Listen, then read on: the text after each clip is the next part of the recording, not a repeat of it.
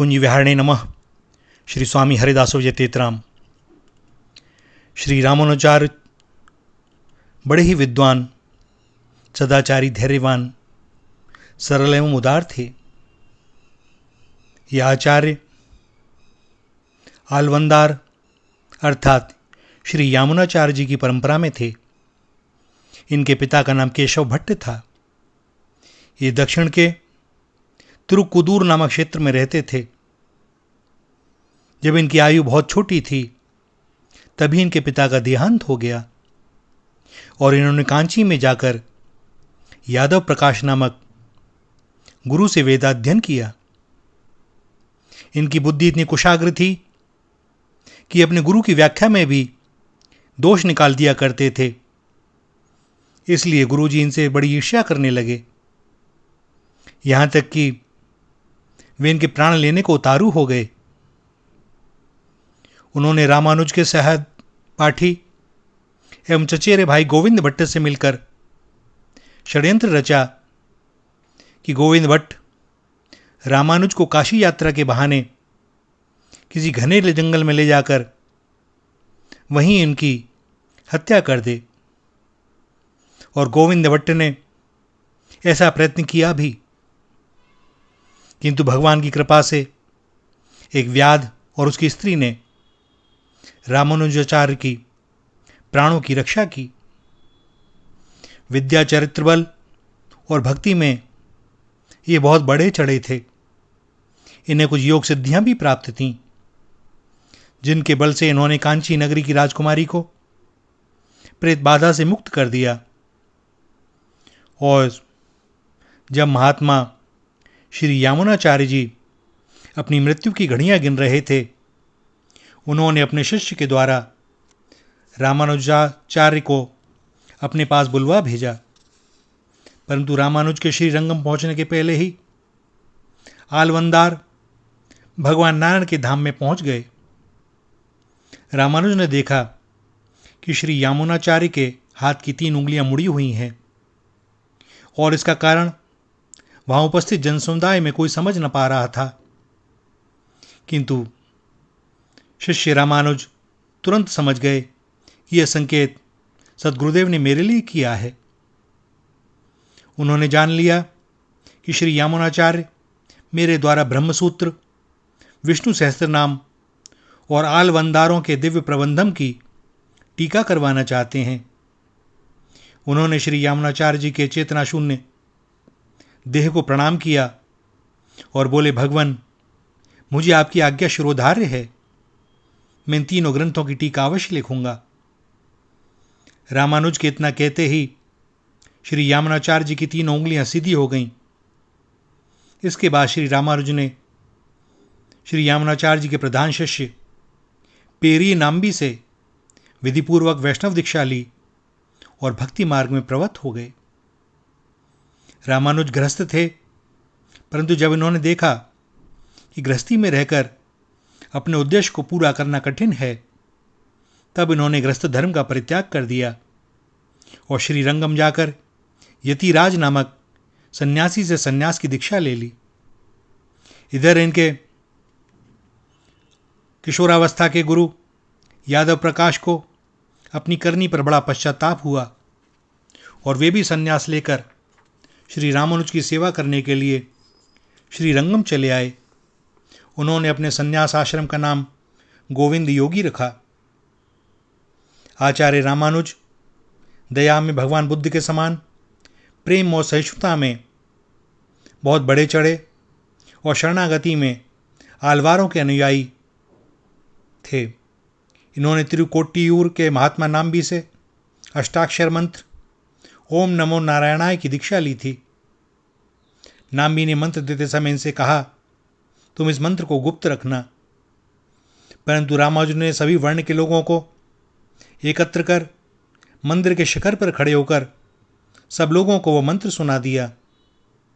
गुरु ने जब रामानुज की इस धृष्टता का हाल सुना तब बड़े रुष्ट हुए और बोले, तुम्हें इस अपराध के बदले घोर नरक भोगना पड़ेगा।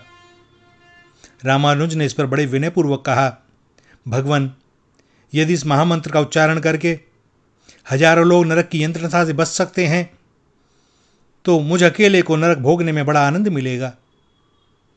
रामानुज के इस उत्तर से गुरु का क्रोध जाता रहा। प्रेम से उन्हें गले लगाया और आशीर्वाद दिया। रामानुज ने श्री यामुनाचार्य जी की आज्ञा के अनुसार आलवारों के दिव्य प्रबंधम का कई बार अनुशीलन किया और उसे कंठस्थ कर लिया। इनके कई शिष्य हुए और उन्होंने इन्हें अलवंदार की गद्दी पर बिठाया, किंतु शिष्य के साथ साथ कई शत्रु भी हो गए और कई बार इनकी हत्या की चेष्टा हुई। एक दिन इनके किसी शत्रु ने इन्हें भिक्षा में विष मिला हुआ भोजन दे दिया, परंतु एक स्त्री ने सावधान कर दिया और इस प्रकार रामानुज के प्राण बच गए।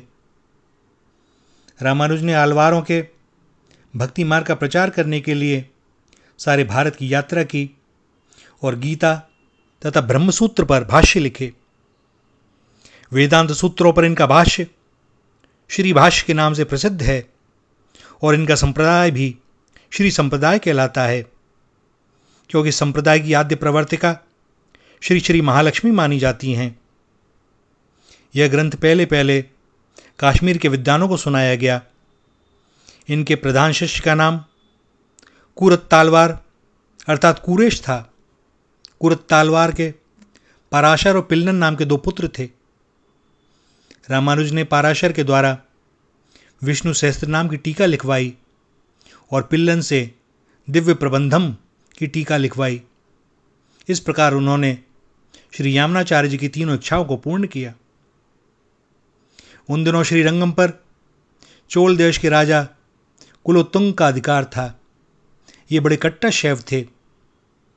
इन्होंने श्री रंग जी के मंदिर पर एक ध्वजा टंगवा दी जिस पर लिखा था, शिवात परम नास्ति, शिव से बढ़कर कोई नहीं है, और जो कोई इस बात का विरोध करता उसके प्राणों पर बनाती।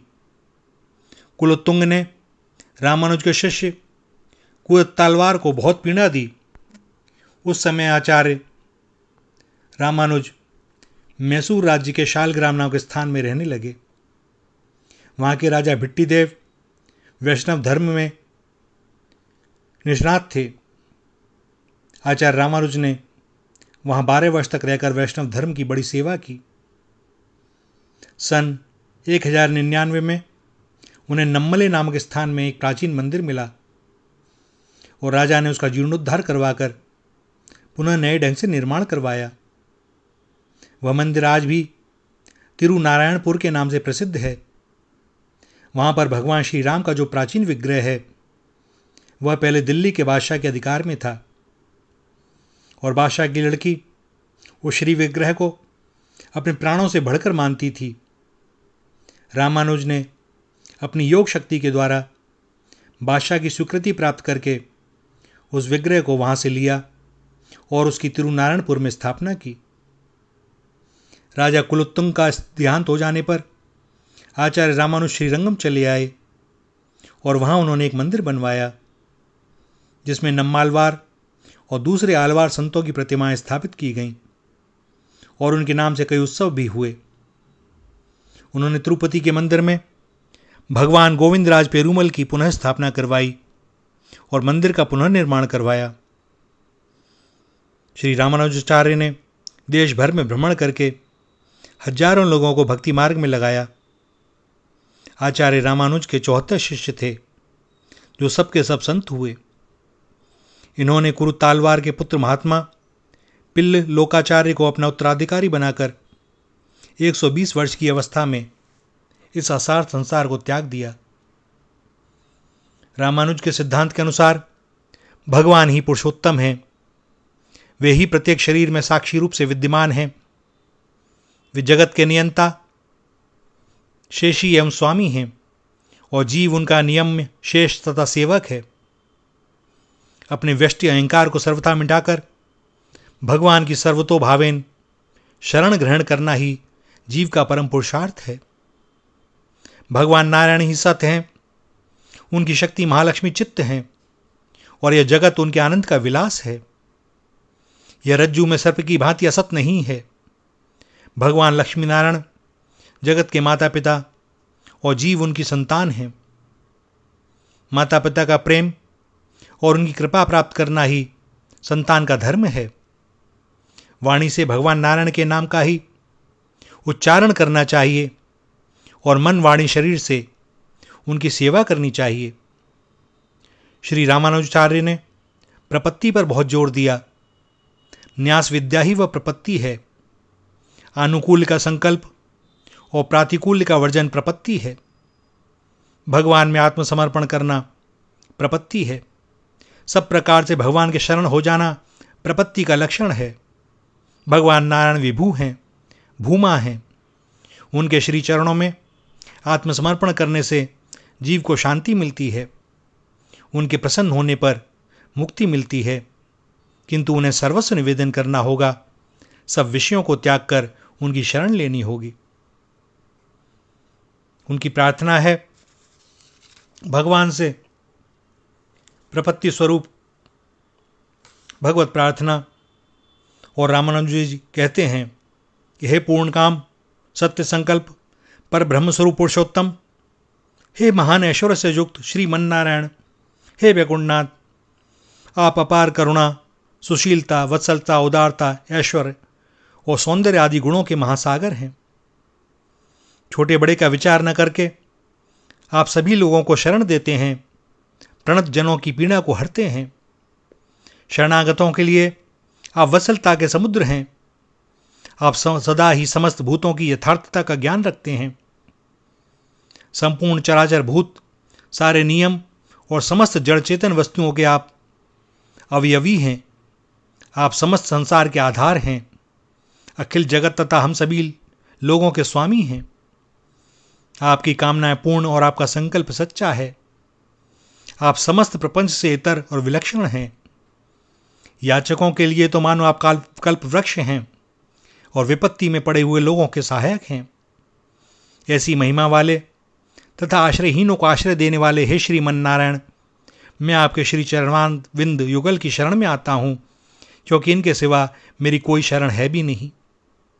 हे प्रभो, मैं पिता माता स्त्री पुत्र बंधु मित्र गुरु सब रत्न धन धान्य खेत घर सारे धर्म और अक्षर सहित संपूर्ण कामना को त्याग कर समस्त ब्रह्मांड को आक्रांत करने वाले आपके दोनों चरणों की शरण में आया हूँ।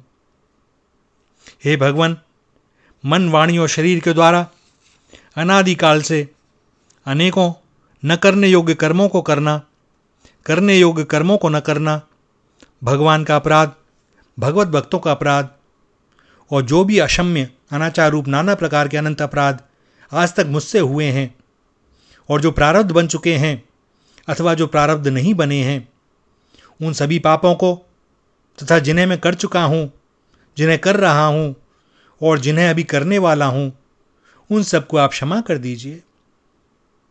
आत्मा और संसार के विषय में जो मुझे अनादिकाल से विपरीत ज्ञान होता चला आ रहा है तथा सभी विषयों से जो मेरा विपरीत आचरण आज भी है और आगे भी रहने वाला है, वह सब का सब आप क्षमा कर दें। मेरे अनादि कर्मों के प्रवाह में जो चली आ रही है, जो मुझसे भगवान के स्वरूप को छिपा लेती है, जो विपरीत ज्ञान की जननी, अपने विषय में भोग बुद्धि को उत्पन्न करने वाली और देह इंद्रिय भोग्य तथा सूक्ष्म रूप से स्थित रहने वाली है, उस देवी त्रिगुणमयी माया से मैं आपका दास हूँ, किंकर हूँ, आपकी शरण में आया हूँ।